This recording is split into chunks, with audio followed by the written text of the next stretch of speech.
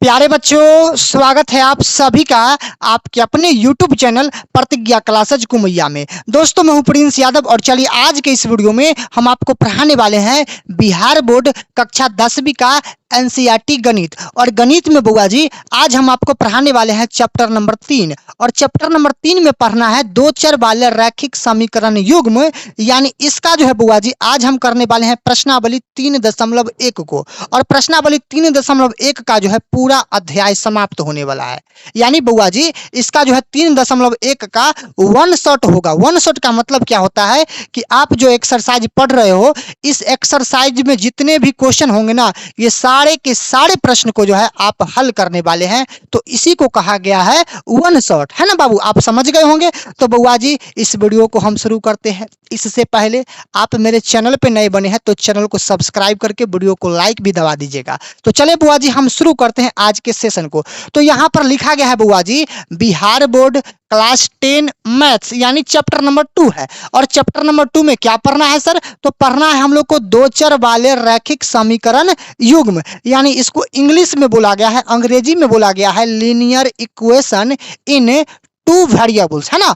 तो बुआ जी आज जो होगा हम लोग का चैप्टर नंबर 3 का होगा एक्सरसाइज 3.1। और हम लोग को पढ़ना है एनसीईआरटी गणित, जो कि आपके पास ये वाले बुक होंगे, है ना, बुक ये वाले। तो इसी बुक से हम आपको पढ़ा रहे हैं।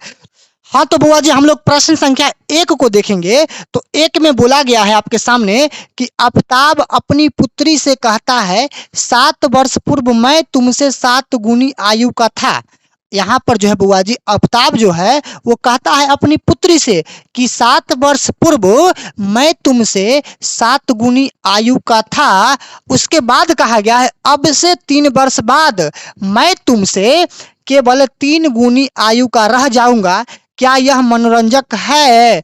इस स्थिति को बीजगणितीय एवं ग्राफीय रूपों में व्यक्त कीजिए। तो बुआ जी इस सवाल को पढ़ने के बाद यहाँ पर दो निष्कर्ष निकले। निष्कर्ष क्या निकले कि इसमें बताइए कि निश्चित राशि कौन है? निश्चित राशि यहाँ पर दो है। दो कौन कौन है? पहला है आफ्ताब और दूसरा है उनके पुत्री, यानी आफ्ताब पिता है तो पुत्री क्या है? आफ्ताब की बेटी है ना। तो कहीं ना कहीं आफ्ताब पहले है और पुत्री बाद में है। तो बताइए सर यहाँ पर थोड़ा सा भाषा लिखना पड़ेगा। सबसे पहले आप लिखिए सॉल्यूशन। सबसे पहले आप लिखिए बुआ जी सॉल्यूशन, और सॉल्यूशन लिखने के बाद आप जो है ना सवाल को हल कीजिए। लिखिएगा क्या बुआ जी? माना कि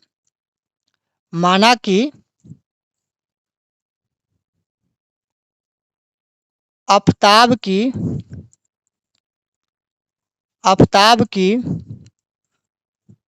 वर्तमान आयु बराबर x वर्ष। माना कि आफ्ताब की वर्तमान आयु बराबर x वर्ष तथा उनके पुत्री, किनके पुत्री? आफ्ताब के पुत्री, उनके पुत्री की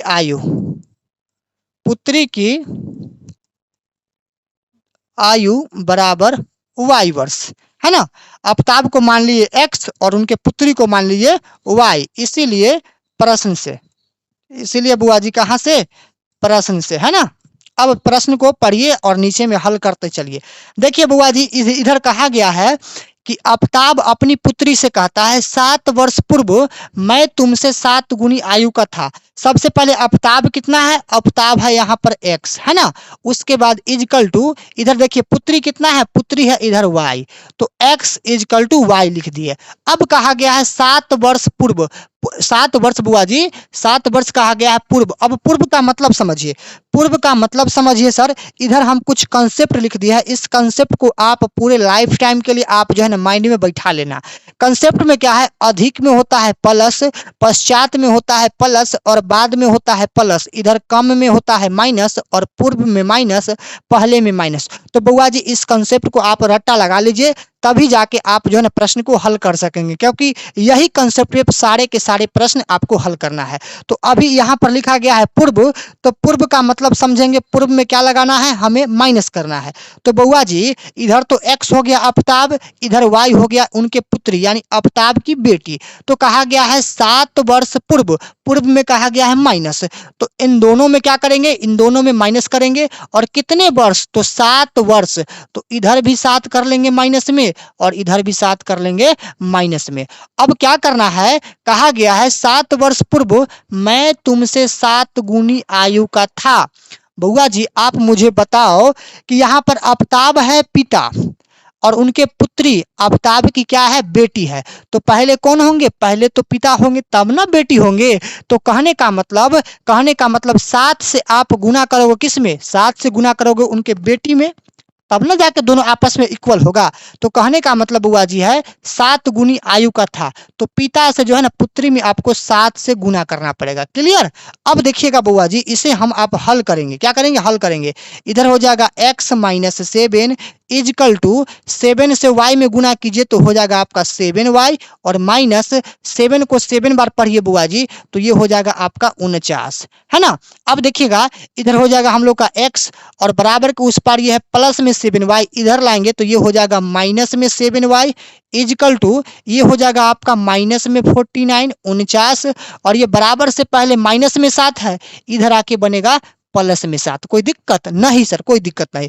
अब बुआ जी थोड़ा सा ध्यान देना, यहाँ पर हम लोग का x है ना, उसके बाद क्या है माइनस में है 7y इजकल टू 7 में 49 को घटा लीजिए, क्योंकि 7 है प्लस में 49 है माइनस में, तो 7 में से 49 घटाइएगा तो माइनस में बचेगा आपका 42, माइनस में क्या बचा 42। इसे आप समीकरण 1 कर लो, इसे क्या कर लो बुआ जी, समीकरण 1 कर लेना है। अब पुनः क्या करेंगे बुआ जी, पुनः ध्यान देना, यहाँ पर लिखेंगे बुआ जी पुनः, पुनः का मतलब क्या होता है कि दूसरा स्टेप में क्या कहा गया है थोड़ा सा आप समझना बुआ जी, दूसरा स्टेप में क्या कहा गया है थोड़ा सा आप लोग यहाँ पर समझना।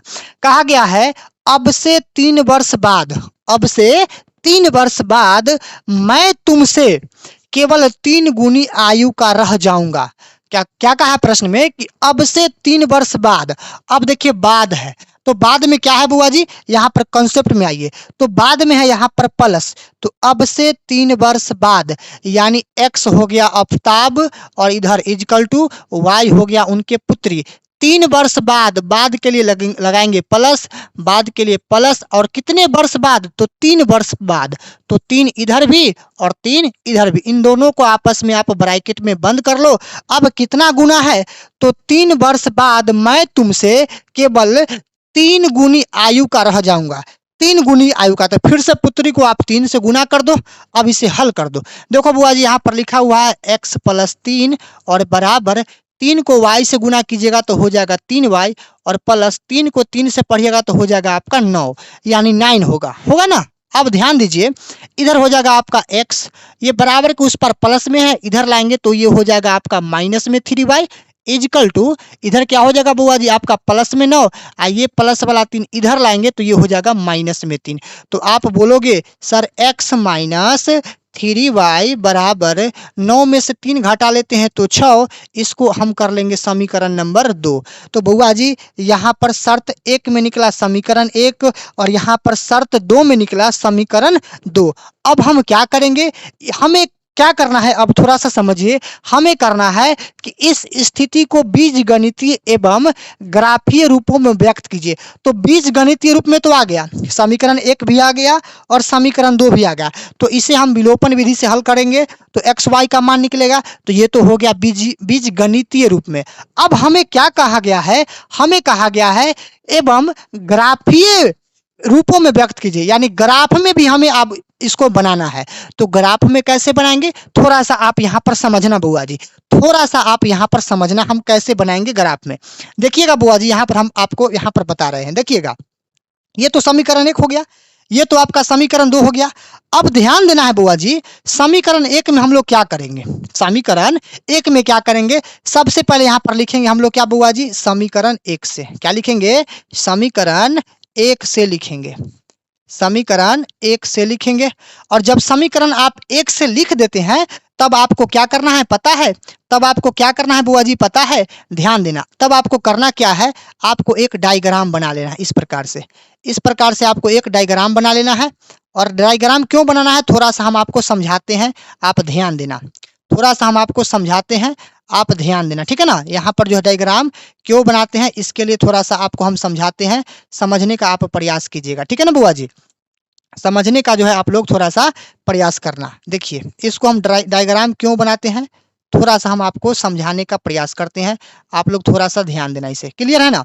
देखिए अब बुआ जी मुझे बताइए आप लोग थोड़ा सा, अब मुझे बताइए थोड़ा सा बुआ जी, आप लोग क्या बताइए, ध्यान दीजिएगा इधर। पहले हम इस डायग्राम को पहले पूरा अच्छे से कर लेते हैं, उसके बाद हम आपको थोड़ा सा हमें ले चलते हैं आपको सवाल के प्रति, है ना। अब ले चलते हैं हम सवाल के प्रति। इसे हम उठा के इधर कर लेते हैं। अब ध्यान देना बुआ जी, इसमें कर लो आप x और इसमें कर लो आप y। समीकरण एक से, समीकरण एक तो आपका ये है ना समीकरण एक। अब ध्यान दीजिए, अगर हम x के स्थान पे बुआ जी अगर हम 0 डालते हैं, x के स्थान पे 0 डालते हैं तो y के स्थान पे क्या आएगा समझिए। देखिए समीकरण एक क्या है, समीकरण एक है x minus 7y is equal to कितना है माइनस में 42 है ना, माइनस में 42। अब ध्यान दीजिए समीकरण x में समीकरण एक में जो है x के स्थान पे हमने 0 डाला है तो यहाँ पर 0 हो जाएगा, यहाँ पर हो जाएगा माइनस में 7y और बराबर हो जाएगा माइनस में कितना बुआ जी 42। क्या 0 में से माइनस 7y जाएगा तो माइनस 7y रहेगा, तो 0 तो कोई वैल्यू नहीं होगा, तो 0 को आप मर्ज कर दो यानी मिटा दो। अब ध्यान दीजिएगा बुआ जी, अब ध्यान दीजिएगा थोड़ा सा आप लोग यहाँ पर कि ये माइनस से ये माइनस कैंसिल और 7 से 42 को काटते हैं तो 6 बार में आएगा, यानी y का वैल्यू कितना बना, y का वैल्यू 6 बना। तो जब समीकरण x का वैल्यू अगर 0 रखे हैं तो y का वैल्यू कितना बना, हम लोग को y का वैल्यू 6 बना। कोई दिक्कत नहीं सर, कोई दिक्कत नहीं। अब हम इसे मिटा लेते हैं, अब हम इसे मिटा लेते हैं। अब ध्यान दीजिएगा, अब ध्यान दीजिएगा, समीकरण माने एक में जो है x का मान 0 रखे तो y का मान 6 निकला। अब समीकरण एक में ही y का स्थान पे अगर हम 0 डालते हैं, इस y के स्थान पे अगर हम 0 डालेंगे तो इधर क्या लिखेंगे x माइनस 7 इंटू वाई के स्थान पे 0 और इजकल टू क्या होगा माइनस में 42 होगा, है ना। अब ध्यान दो बाबू, यहाँ पर आप थोड़ा सा आप लोग ध्यान दीजिए, ध्यान क्या दीजिए कि यहाँ पर हो जाएगा x माइनस 7 को अगर 0 से गुना करोगे तो 0 हो जाएगा और बराबर इधर हो जाएगा आपका माइनस में 42, है ना। तो आप बोलोगे सर x इजकल टू ये हो जाएगा सर माइनस में 42 और ये माइनस वाला 0 इधर आके प्लस 0, तो 42 में 0 जोड़ेंगे तो 42 से होगा। इसका मतलब x का वैल्यू कितना आ गया, माइनस में 42 आ गया। तो आप यहाँ पर लिख दो x का वैल्यू कितना, माइनस में 42। तो x का 0 रखने पर 6 आया, y का 0 रखने पर x का वैल्यू माइनस में 42 आया। अगर न समझे तो वीडियो को फिर से बैक करके आप समझ जाइए, आपको समझ में आ जाएगा, ठीक है ना। तो बउआ जी यहाँ पर समीकरण 1 का जो है ना यहाँ पर ये टेबल इस रूप से आया है। अब समीकरण 2 का टेबल तैयार करेंगे। समीकरण 2 तो ये है, अब समीकरण 2 का हम लोग टेबल तैयार करते हैं। थोड़ा सा आप लोग यहाँ पर ध्यान देना, थोड़ा सा बउआ जी आप लोग यहाँ पर ध्यान देना, ठीक है ना। थोड़ा सा आप लोग यहाँ पर ध्यान देना। समीकरण 2 को जो है हम इधर इस प्रकार से जो है हम इसको रेडी करते हैं, क्लियर है ना। समीकरण 2 को हम इस प्रकार से क्लियर करते हैं, ध्यान दीजिएगा।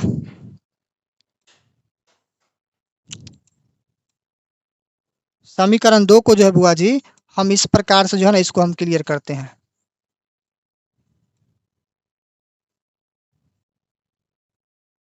ध्यान दीजिएगा।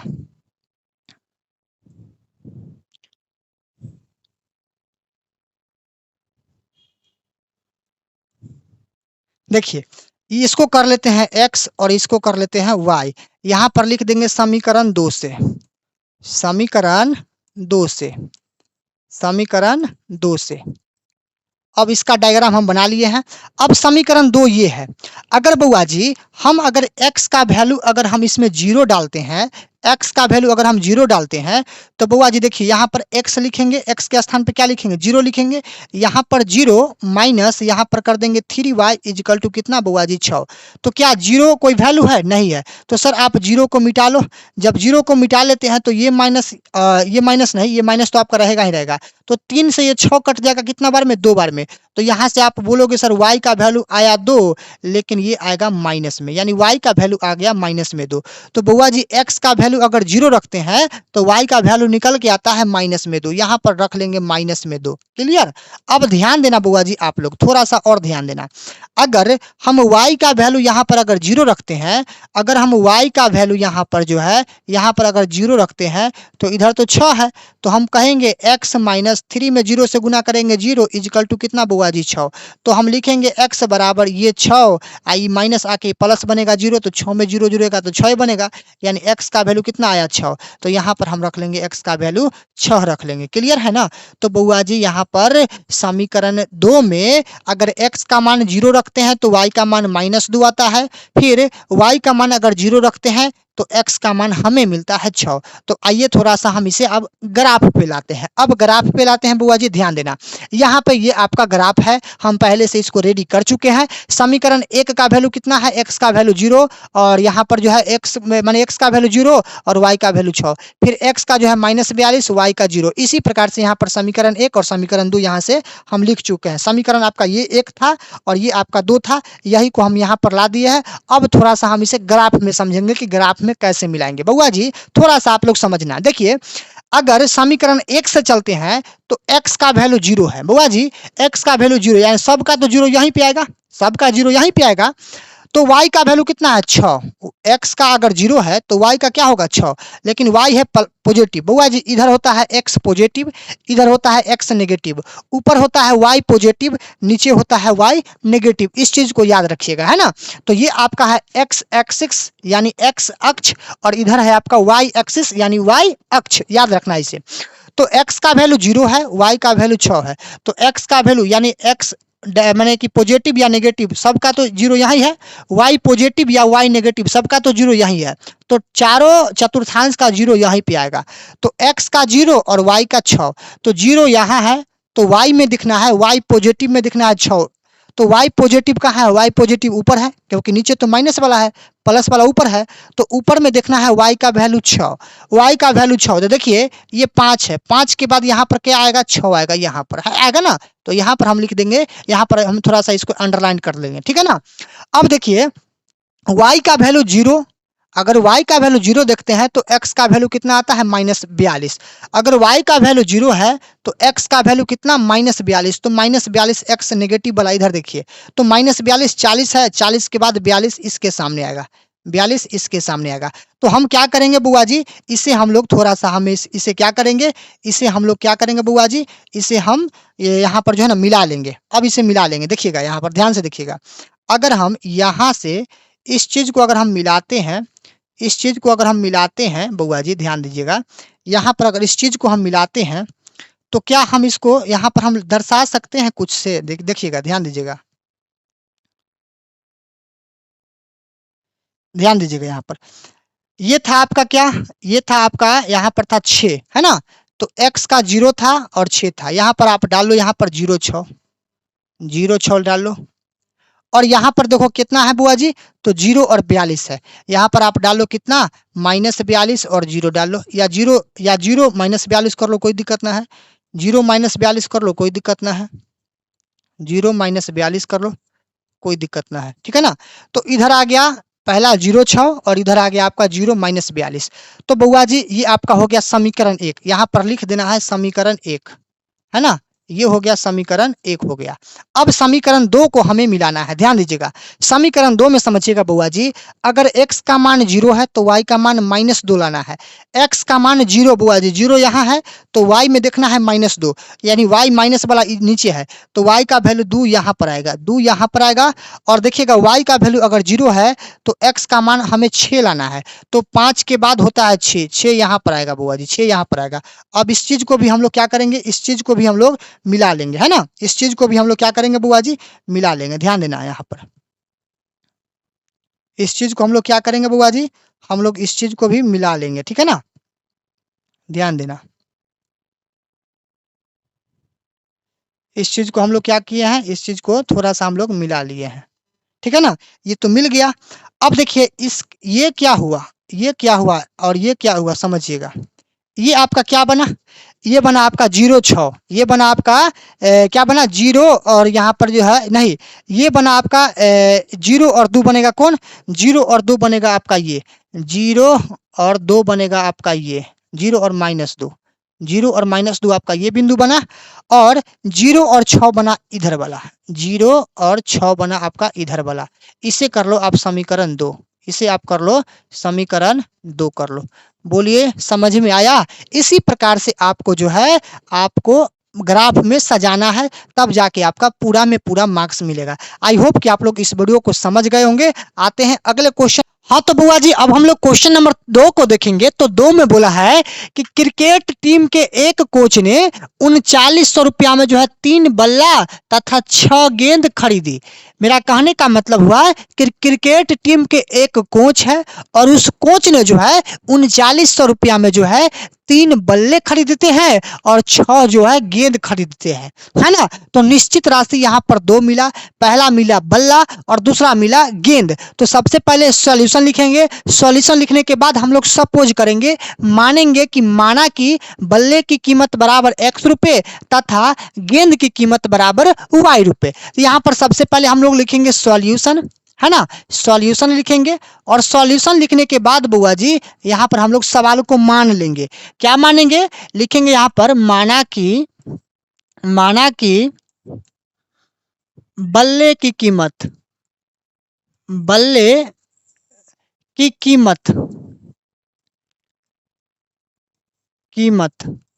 बराबर x रुपए तथा गेंद की कीमत बराबर y रुपए। इसीलिए प्रश्न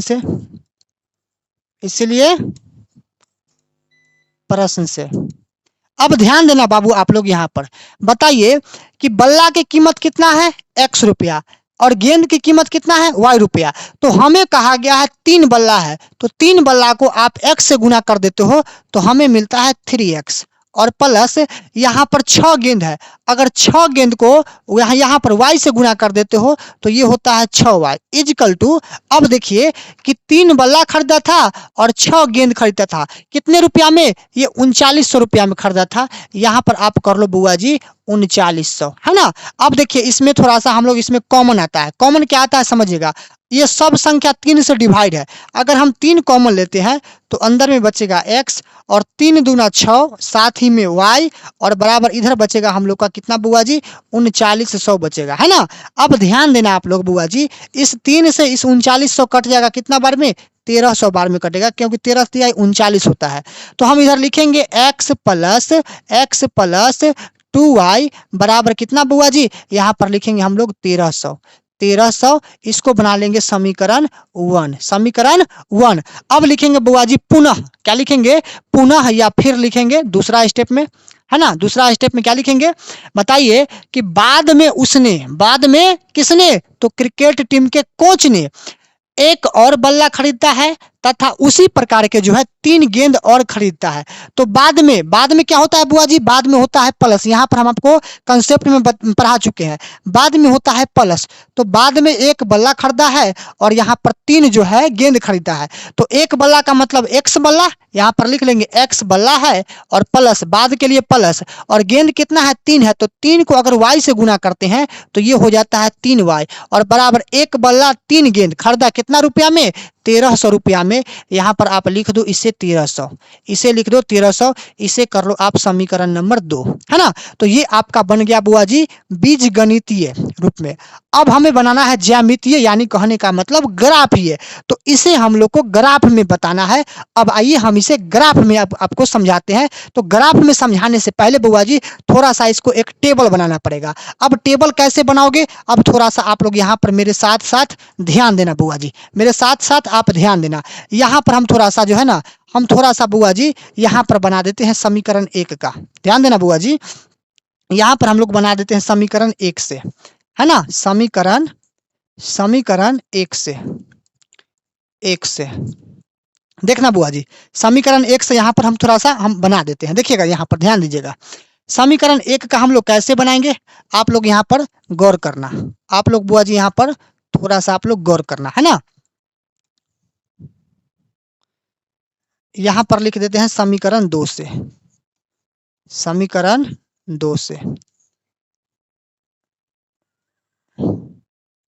ये हो गया 1 के लिए डब्बा और ये हो गया 2 के लिए डब्बा। लेकिन थोड़ा सा और इसमें बचा हुआ है काम, ध्यान देना, इसमें थोड़ा सा और बचा हुआ है काम, है ना। ध्यान दीजिएगा, मेरे साथ साथ आप जो है ना बनाते चलिएगा। ये हो गया। अब ध्यान दीजिएगा आप लोग,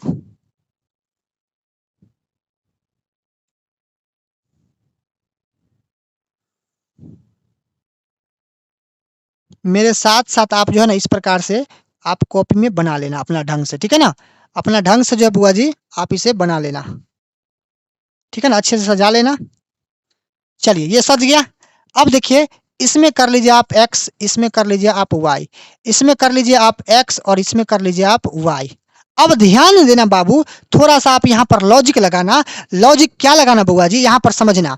अगर समीकरण 1 से हम चलते हैं तो समीकरण 1 में अगर x का वैल्यू डालते हैं, x का वैल्यू अगर हम 0 रखते हैं, x का वैल्यू बुआ जी अगर हम 0 रखते हैं तो क्या 0 रखने पर जो है ये क्या सवाल हल हो सकता है। देखिए अगर 0 रखते हैं तो 2y बराबर 1300, यानी 2 जो है ये 2 से 1300 डिवाइड नहीं होगा, कि होगा 2 से डिवाइड हो जाएगा बुआ जी, 2 से 650 बार में हो जाएगा। देखिए अगर x के स्थान पे हम अगर 0 रख लेते हैं, अब प्लस यहाँ पर हो जाएगा 2y और बराबर हो जाएगा हम लोग का 1300, तो हम कह सकते हैं कि 2y बराबर हो जाएगा बुआ जी 1300 और 2 से इस 1300 कट जाएगा तो 650 बार में, यानी y का वैल्यू आ जाता है 650। जब x का वैल्यू 0 रखते हैं तो y का वैल्यू हमें मिलता है यहाँ पर बुआ जी 650 मिलता है। इसे अब हम थोड़ा सा इरेज कर लेते हैं, है ना। अब ध्यान देना, अगर अगर बुआ जी हम y का वैल्यू अगर 0 देते हैं, अगर अब इस y के स्थान पे हम अगर 0 देते हैं तो क्या हो जाएगा x प्लस 2 इंटू 0, क्योंकि y के स्थान पे 0 डाला है और बराबर हो जाएगा हम लोग का 1300। तो ये हो जाएगा x प्लस 2 में 0 से गुना करते हैं तो 0 और बराबर हो जाता है इधर 1300। तो बुआ जी 0 उधर जाके घट जाएगा तो 0 तो कोई अंक नहीं है, तो x का मान हमें मिलता है 1300। अगर y का वैल्यू अगर हम 0 डालते हैं तो x का वैल्यू हमें मिलता है बुआ जी 1300 मिलता है। कोई दिक्कत नहीं सर। तो ये आपका समीकरण 1 का टेबल तैयार हो गया है। अब हम लोग क्या करेंगे, समीकरण 2 से यानी समीकरण 2 का टेबल हम लोग तैयार करेंगे। अगर समीकरण 2 में x के स्थान पे 0 रखते हैं तो 0 तो खत्म हो जाएगा, तो 3 से 13 डिवाइड नहीं होगा। तो बुआ जी अगर x के जगह पर अगर हम 100 रखते हैं, x के जगह पर अगर हम 100 रखते हैं तो देखिए यहाँ पर 100 डाल देंगे, अब प्लस ये हो जाएगा हम लोग का 3y और बराबर ये हो जाएगा हम लोग का 1300, है ना। तो अगर बुआ जी इस 3y को हम इधर लाते हैं तो 1300 में से 100 उधर आके घट जाएगा तो क्या बनेगा 1200 बनेगा, और 3 से ये 1200 कट जाएगा तो कितना बार में कटेगा 400 बार में। अगर हम x का वैल्यू 100 रखते हैं तो y का वैल्यू हमें मिलता है कितना 400 मिलता है, y का वैल्यू हमें मिलता है 400। अब इसे थोड़ा सा इरेज कर दो, कोई दिक्कत नहीं। अब बुआ जी थोड़ा सा आप लोग यहाँ पर सपोज करना, अगर y का वैल्यू हम यहाँ पर बुआ जी अगर हम 0 डालते हैं, y का वैल्यू अगर 0 डालते हैं तो ये हो जाएगा x प्लस 3 इंटू वाई के जगह पर 0 और इधर हो जाएगा हम लोग का 1300, है ना। तो हम कहेंगे सर x प्लस ये 3 में 0 से गुना करने पर 0 और बराबर बनेगा कितना बुआ जी 1300। तो 0 घट जाएगा उधर जाके तो x का वैल्यू 1300 बनेगा, यानी y का वैल्यू अगर 0 डालते हैं तो x का वैल्यू हमें बनता है कितना बुआ जी 1300 बनता है। कोई दिक्कत नहीं सर, कोई दिक्कत नहीं। तो आप आसानी से समीकरण 1 का टेबल निकालिए, समीकरण 2 का टेबल निकालिए। अब इस टेबल जब x y का मान निकाल लेते हैं तो अब आते हैं अब ग्राफ पे। तो ग्राफ में कैसे सजाएंगे, अब देखिए ग्राफ में तो यहाँ पर हम समीकरण 1 का और समीकरण 2 का टेबल हम यहाँ से पहले से बना चुके हैं। यहाँ पर अब हम लोग को यहाँ पर जो है ना इसमें शो कर देना है कि कैसे समीकरण 1 का टेबल कहाँ से कहाँ जाएगा और 2 कहाँ से कहाँ जाएगा। बुआ जी अब थोड़ा सा आप लोग समझने का प्रयास करना, क्योंकि मेन यही है, मेन यही चीज है। आप जानते हैं इधर वाला x एक्सिस ये होता है y एक्सिस, उधर पॉजिटिव में x इधर नेगेटिव में x, ऊपर y पॉजिटिव नीचे y नेगेटिव, क्लियर है ना। और सबके चतुर्थांश में बिचला यहाँ पर मिडिल पॉइंट है, इसको हम लोग बोलते हैं सेंटर, यानी इसको 0 बोलेंगे, है ना। 0 से यहाँ पर 0 डालेंगे। समझिए x का मान अगर 0 रखते हैं तो y का मान क्या आता है 650। तो x में 0 यानी 0 यहाँ पर रहेगा, तो y का कहाँ 650 आएगा, y यानी पॉजिटिव है। 650 ऊपर देखिए 200 400 600 650 बुआ जी आपका यहाँ आ जाएगा, 650 आपका यहाँ आ जाएगा। क्लियर, 650 यहाँ आ जाएगा। और देखिए अगर y में अगर हम 0 रखते हैं तो x का वैल्यू कितना आता है 1300 आता है। y अगर 0 है तो हमें x का वैल्यू मिलता है 1300। x हम लोग का इधर है तो 1200 यहाँ है, 1200 के बाद 1300 हम लोग का यहाँ पर आ जाएगा ना। तो बउआ जी हम इसे हम लोग मिला लेंगे, क्या करेंगे, इसे हम लोग थोड़ा सा हम लोग इसे मिला लेंगे, ध्यान देना। इसे हम लोग थोड़ा सा क्या करेंगे बउआ जी, इसे हम लोग थोड़ा सा मिला लेंगे, देखना इसे हम लोग मिला लेंगे, है ना, ध्यान देना आप लोग।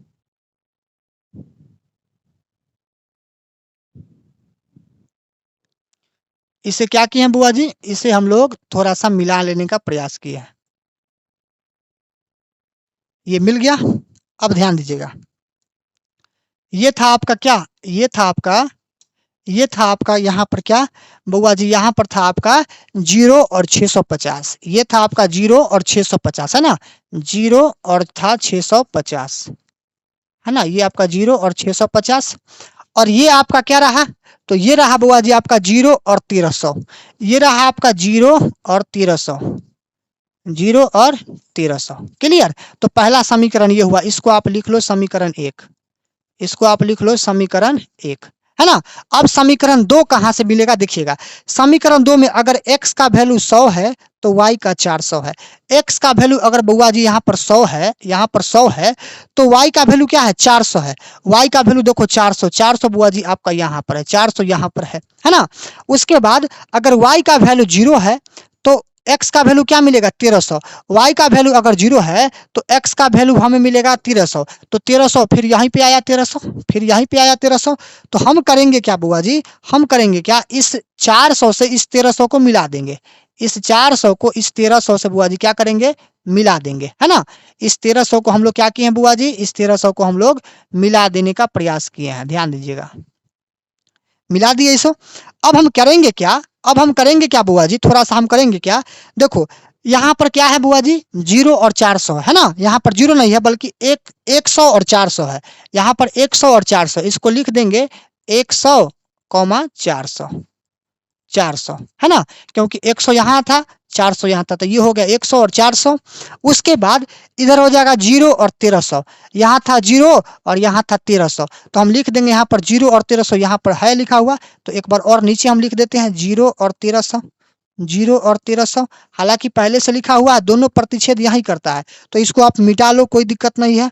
ये दोनों का जो है समीकरण दोनों का जो है ना रेखा यहीं पे मिल रहा है, समीकरण दोनों का जो है ना प्रतिच्छेद यहीं पे हो रहा है, यहाँ पर 0 1300 और यहाँ पर 100 400। तो ये रह गया आपका समीकरण 2, ये रह गया आपका समीकरण 2 रह गया, कोई दिक्कत नहीं सर। तो आपको इसी टाइप से बोर्ड परीक्षा में आपको हूबहू बनाना है। आई होप कि आप लोग समझ गए होंगे। आते हैं क्वेश्चन नंबर 3 पे। हाँ तो बुआ जी अब क्वेश्चन नंबर 3 को देखेंगे तो 3 में बोला है कि 2 किलोग्राम सेब और 1 किलोग्राम अंगूर का मूल्य जो है किसी दिन 160 रुपया था। बुआ जी इसमें भी दो निश्चित राशि मिल गया। निश्चित राशि कौन कौन है, पहला है आपका सेब और दूसरा है आपका अंगूर। तो कहेंगे कि माना कि सेब की मूल्य बराबर x रुपए तथा अंगूर की मूल्य बराबर y रुपए। तो यहाँ पर हम लोग सबसे पहले सॉल्यूशन लिखेंगे और सॉल्यूशन लिखते हुए उसके बाद हम लोग सवाल को हल करेंगे, है ना। अब ध्यान दीजिएगा, लिखेंगे यहाँ पर क्या लिखेंगे बुआ जी, माना कि मेरे साथ साथ आप कॉपी में नोट करो, माना कि सेब की मूल्य बराबर क्या, तो सेब की मूल्य बराबर बुआ जी x रुपया तथा क्या लिखेगा अंगूर की मूल्य बराबर क्या लिखेगा बुआ जी, अंगूर की मूल्य बराबर आप लिखना y रुपया। अब कहेगा सर इसीलिए प्रश्न से है ना, प्रश्न से। अब ध्यान दो बुआ जी, यहाँ पर 2 किलोग्राम सेब है और 1 किलोग्राम अंगूर है, तो 2 किलो सेब है और यहाँ पर सेब है x, तो x से अगर 2 में गुना करते हैं तो हम लोग को मिलता है 2x, और प्लस यहाँ पर 1 किलो अंगूर है और यहाँ पर अंगूर का मूल्य y रुपया है, तो y को अगर 1 से गुना करते हैं तो आपका मिलता है y इजकल टू सेब और अंगूर दोनों जो खरीदता है इसका टोटल मूल्य कितना है, 160 रुपया था। तो यहाँ पर लिख देंगे 160, इसको कर लेंगे समीकरण 1, कोई दिक्कत नहीं। अब यहाँ पर लिखिएगा पुनः या फिर, यानी दूसरा स्टेप से दूसरा शर्त में क्या लिखेंगे बुआ जी, आप ध्यान देना। दूसरा शर्त में लिखेंगे कि 1 महीने बाद में क्या होता है, बाद में होता है प्लस, जैसा कि आपको यहाँ पर हम कंसेप्ट में पढ़ाए हैं कि बाद में होता है बुआ जी आपका, बाद में क्या होता है, बाद में यहाँ पर प्लस होता है ना, बाद में प्लस, तो बाद में यहाँ पर आपको करना है बुआ जी प्लस, कोई दिक्कत नहीं सर, कोई दिक्कत नहीं। तो यहाँ पर देखिए 1 महीने बाद 4 किलोग्राम सेब, तो 4 किलोग्राम सेब है और 2 किलोग्राम अंगूर है, इसका मूल्य है 300 रुपया। इसका मूल्य कितना है बुआ जी, इसका मूल्य जो है आप लोग का यहाँ पर 300 रुपया है ना। तो बताइए 4 किलोग्राम सेब, यानी 4 को इस सेब की मूल्य x से गुना करते हैं तो हम लोग को यहाँ पर मिलता है 4x। उसके बाद के लिए क्या लिखेंगे, बाद के लिए लिखेंगे प्लस, कंसेप्ट से, क्योंकि ये वाला बाद है तो बाद में होता है प्लस। और यहाँ पर 2 किलोग्राम अंगूर, तो 2 को अगर y से गुना करते हैं तो हम लोग को मिलता है 2y, और बराबर इसका मूल्य यहाँ पर दे दिया है कितना, इसका मूल्य दे दिया है 300 रुपया। अब इसमें देखिए कुछ कॉमन है बुआ जी, इसमें कुछ कॉमन है, हाँ सर कॉमन है। अगर इस देखिए सब राशि जो है ना, ये सब राशि आपका 2 से डिवाइड है, अगर 2 कॉमन ले लेते हैं तो अंदर में बचता है x, प्लस में यहाँ पर बचता है y, यहाँ पर जो है ना 2x बचेगा। यहाँ पर क्या बचेगा, 2 अगर कॉमन लेते हैं तो यहाँ बचता है 2x, और प्लस में यहाँ बचता है y, और इजकल टू इधर लिखा जाएगा आपका 300। अब इसे काट लेंगे, ध्यान देना बाबू रे, यहाँ पर ध्यान देना, अगर इस 2 से इस 300 को काटते हैं तो ये आ जाता है आपका 150, यानी 150। तो इधर हम लोग लिख सकते हैं कितना, 2x प्लस y का वैल्यू कितना, y का वैल्यू हम लोग लिख सकते हैं बुआ जी 150। इसे कर लेंगे समीकरण नंबर 2 कर लेंगे, कोई दिक्कत नहीं सर, कोई दिक्कत नहीं। तो ये आपका हो गया है बीजगणितीय रूप में इक्वेशन तैयार। अब हमें बताना है ज्यामितीय रूपियों, यानी ज्यामितीय रूप का मतलब होता है ग्राफ विधि। अब हम थोड़ा सा इसे ग्राफ में बना लेंगे।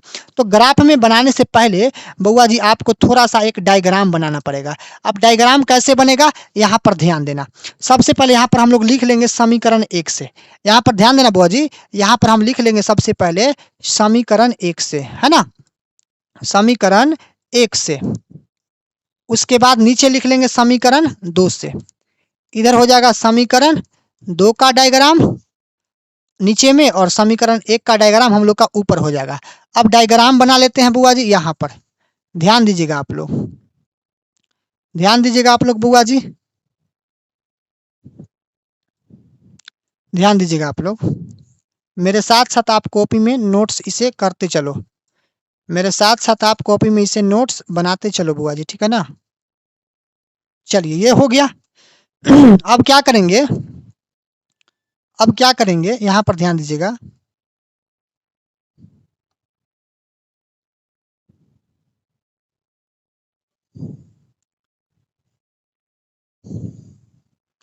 आप कॉपी में इस प्रकार से जो है आप इसे बनाते चलो, ठीक है ना। इसे आप क्या करो बुआ जी, इसे आप कॉपी में बनाते चलो, ठीक है ना।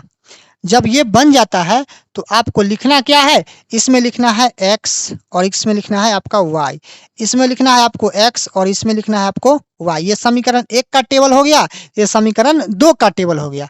अब देखिएगा बुआ जी, थोड़ा सा आप लोग यहाँ पर ध्यान दीजिएगा, आप लोग ध्यान दीजिएगा। अगर हम x का वैल्यू अगर बुआ जी यहाँ पर अगर 0 रखते हैं, अगर x का वैल्यू अगर हम 0 रखते हैं तो y का वैल्यू हमें क्या मिलेगा। देखिए समीकरण 1 आपका ये ना है, ऊपर वाला समीकरण 1 तो आपका ये है, तो इस समीकरण को अगर हम थोड़ा सा इधर रफ में लाते हैं 2x प्लस वाई को, 2x प्लस वाई को, और बराबर में कितना है, बराबर में 160 है। इधर रफ करते हैं बुआ जी, इधर हम रफ कर रहे हैं। अगर हम x का जगह पर क्या रखे हैं, 0 रखे हैं, तो बताइए यहाँ पर 2 इंटू 0 होगा, अब प्लस में y हो जाएगा, बराबर में हो जाएगा 160। तो 2 में 0 से गुना होगा तो 0 बनेगा, यानी हम कह सकते हैं y बराबर कितना आया बुआ, 160। y का वैल्यू कितना आया है, 160। तो जब x का मान 0 रखते हैं तो y का मान मिलता है हमें 160। कोई दिक्कत नहीं सर, कोई दिक्कत नहीं। इसे इरेज कर लो।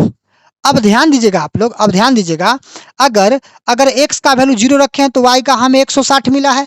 अगर y का वैल्यू हम यहाँ पर अगर 0 रखते हैं तो x का वैल्यू क्या मिलेगा? तो यहाँ पर तो रह जाएगा 2x का 2x और प्लस यहाँ पर y के जगह पर 0 रखते हैं तो इधर हो जाता है हम लोग का 160, है ना। तो हम लिखेंगे 2x बराबर कितना बुआ जी? 160, और ये 0 तो कुछ है ही नहीं। अब 2 से इस 160 को काट लेते हैं तो यहाँ पर कट जाता है 80 बार में, 2 8 16, एक 0 आ जाएगा, यानी x का वैल्यू हमें मिलता है कितना बुआ जी? x का वैल्यू हमें मिलता है 80। यानी बुआ जी अगर y का वैल्यू हम 0 रखते हैं तो x का वैल्यू हमें मिलता है यहाँ से कितना? 80 मिलता है, 80 मिलता है ना, 80 मिलता है। अब हम इसे भी हम क्या करेंगे? इरेज कर लेंगे, यानी मिटा लेंगे। अब समीकरण 2 पे आते हैं। अब समीकरण बुआ जी हम 2 में आते हैं, थोड़ा सा आप लोग गौर करना।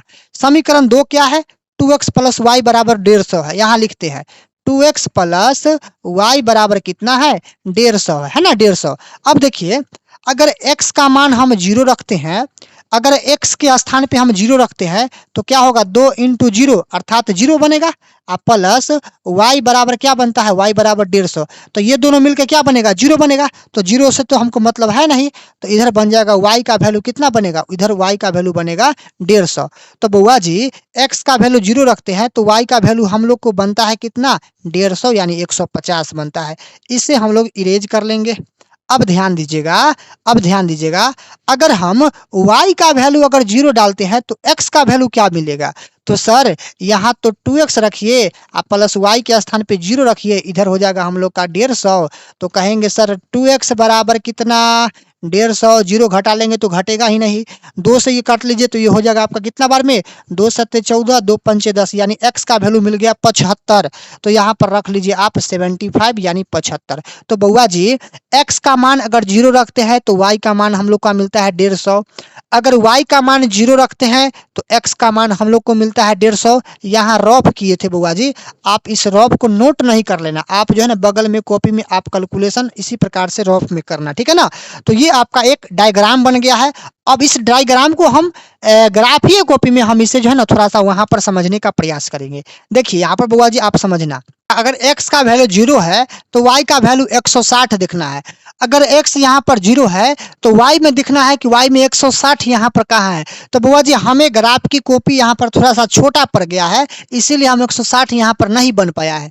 तो देखिएगा यहाँ पर 20, 40, 60, 80, 100, 100 के बाद 120 कर लीजिए, 120 के बाद यहाँ पर 140 कर लो। समझो कि बुआ जी यहाँ पर आपका 140 है, 140 नहीं बट 160 है बुआ जी। यहाँ पर आप सपोज कीजिए 100 के बाद 120 यहाँ आएगा और 120 के बाद 160 समझो कि आपका यहाँ पर आया है।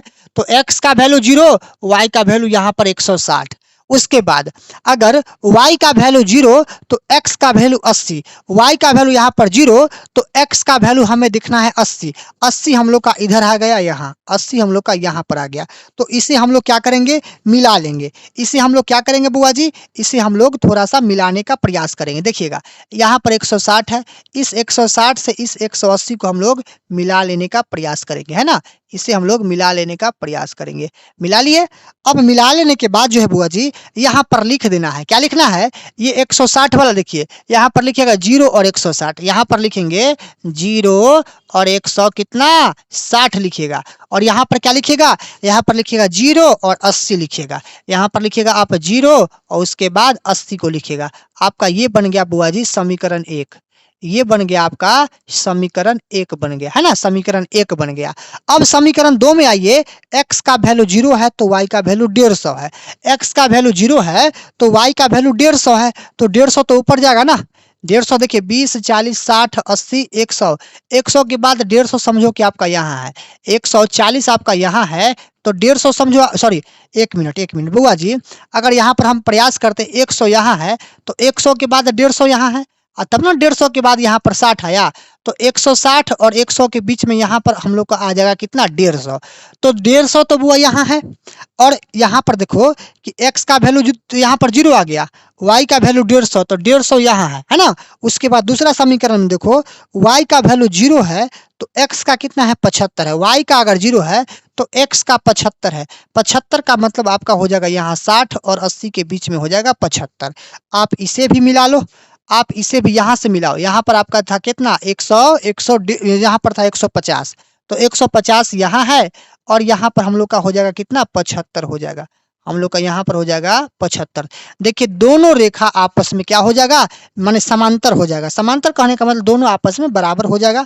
तो आप यहाँ पर लिख सकते हो, यहाँ पर आप क्या लिख सकते हो बुआ जी, यहाँ पर आपको लिखना पड़ेगा, क्या लिखना पड़ेगा, यहाँ पर लिखिएगा 0 और 150, यहाँ पर लिखिएगा 0, 150 है ना। उसके बाद यहाँ पर लिखना पड़ेगा आपको 0 और 75, यहाँ पर लिखना पड़ेगा बुआ जी 0 और 75 यानी 75 है ना।